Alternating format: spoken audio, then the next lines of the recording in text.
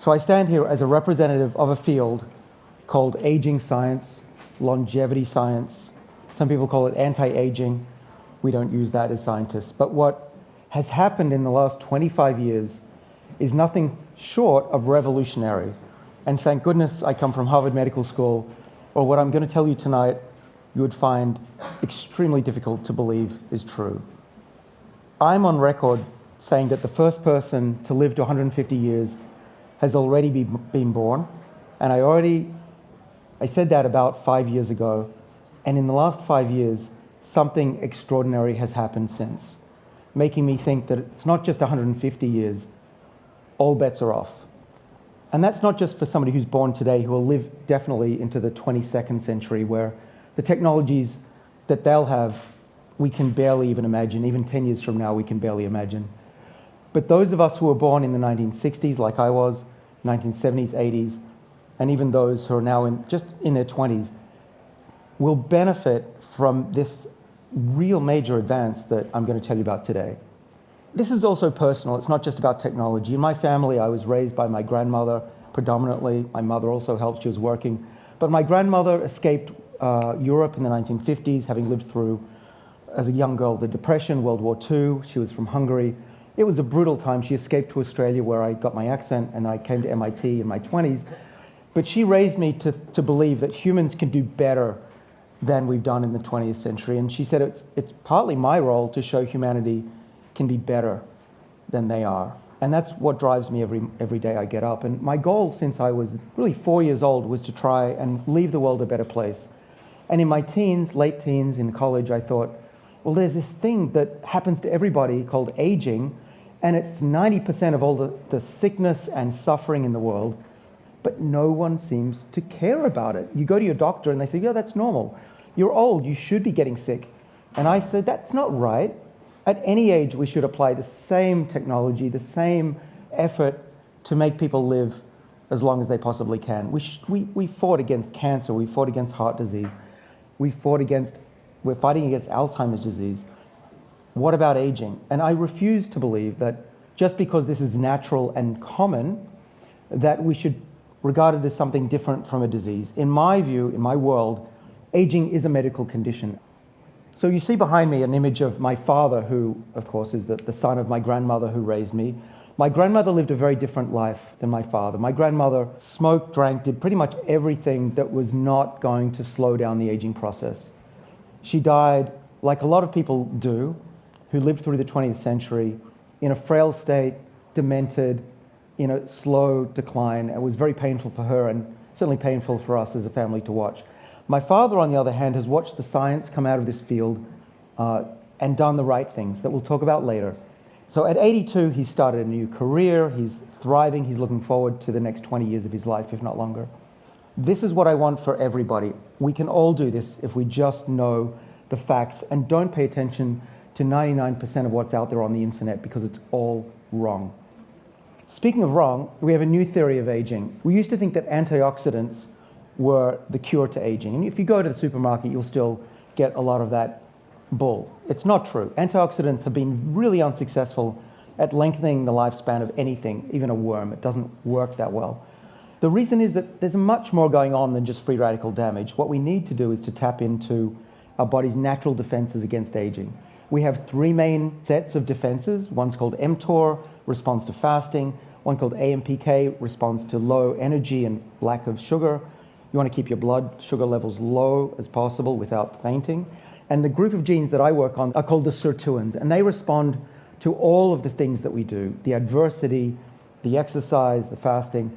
And this group of genes and these proteins that the genes make sense the environment, and when times are thought to be tough and could threaten us, they fight harder to keep our body safe, protected, and ultimately healthier and longer lived, even late in life. And what they're doing, these sirtuins, is controlling this structure here.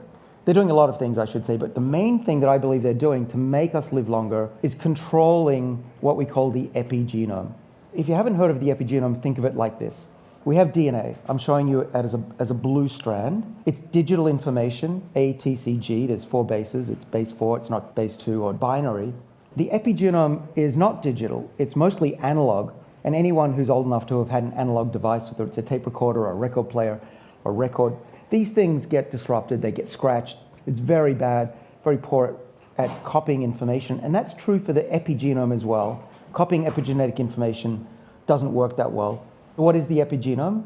It's the structures that wrap up the DNA and say that this gene A should be on in a brain cell, but in a liver cell should be off. And this gene B should be off in a skin cell, but should be on in a kidney. That's the epigenome, and largely it's due to the three-dimensional structures of the folding of DNA. And these sirtuins that defend us are called silent information regulators. That's what sirtuins actually stand for, SIR. And 2 is the number 2 for the first gene in yeast that we showed extended lifespan way back in Lenny Guarenti's lab at MIT in the 1990s.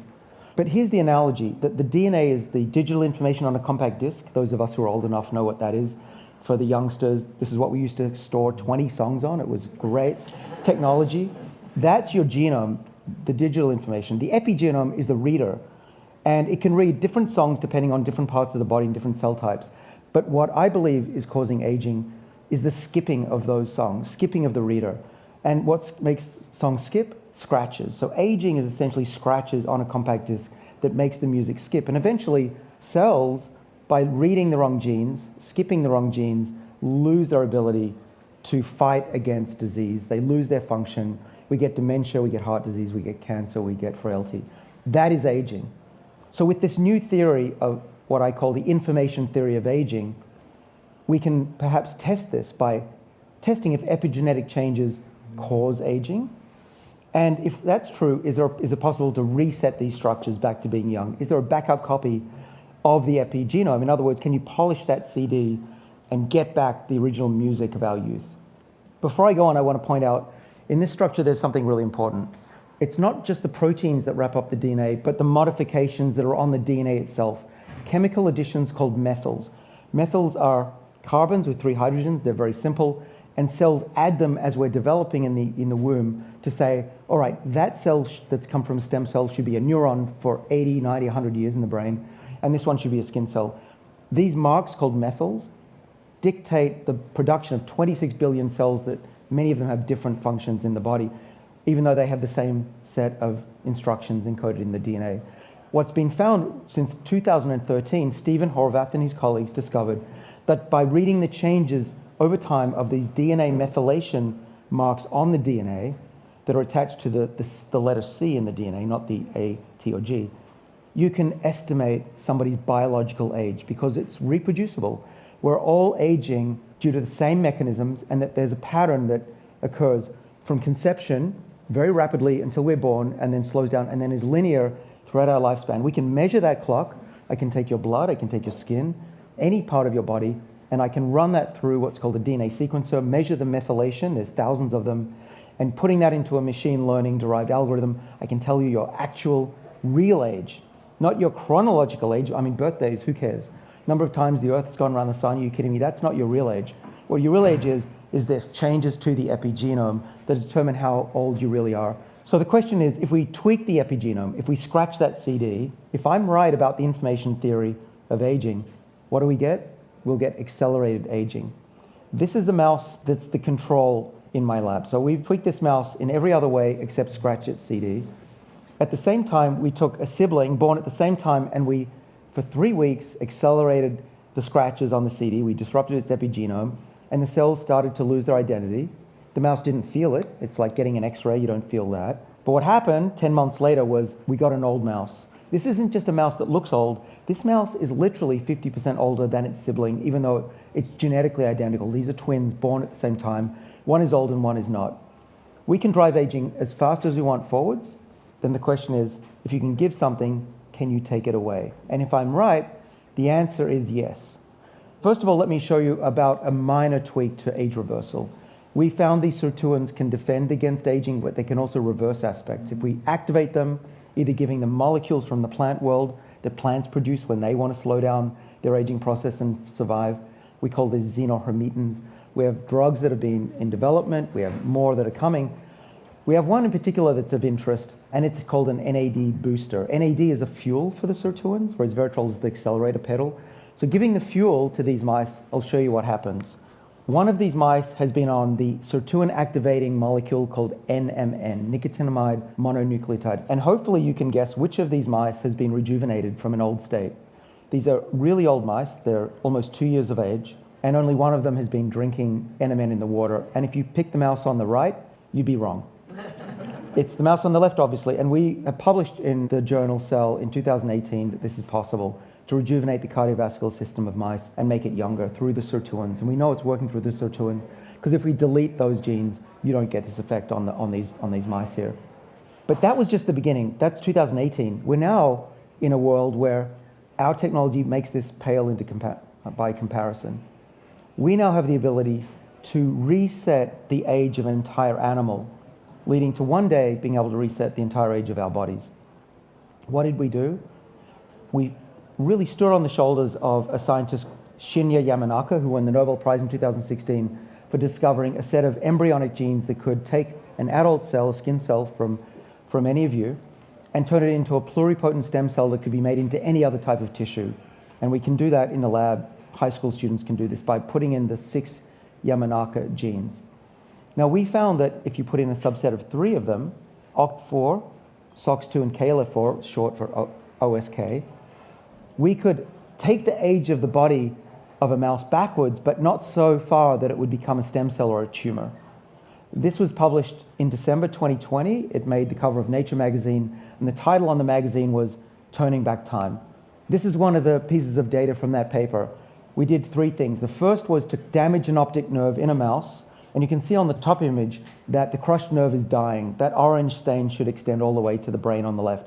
But in the reprogrammed eye, where we injected those 3 genes and turned them on for 3 weeks, we could make those neurons grow back. We measured those neurons, and they were literally half the age that they were 3 weeks ago. And young nerves, as you might know, grow back.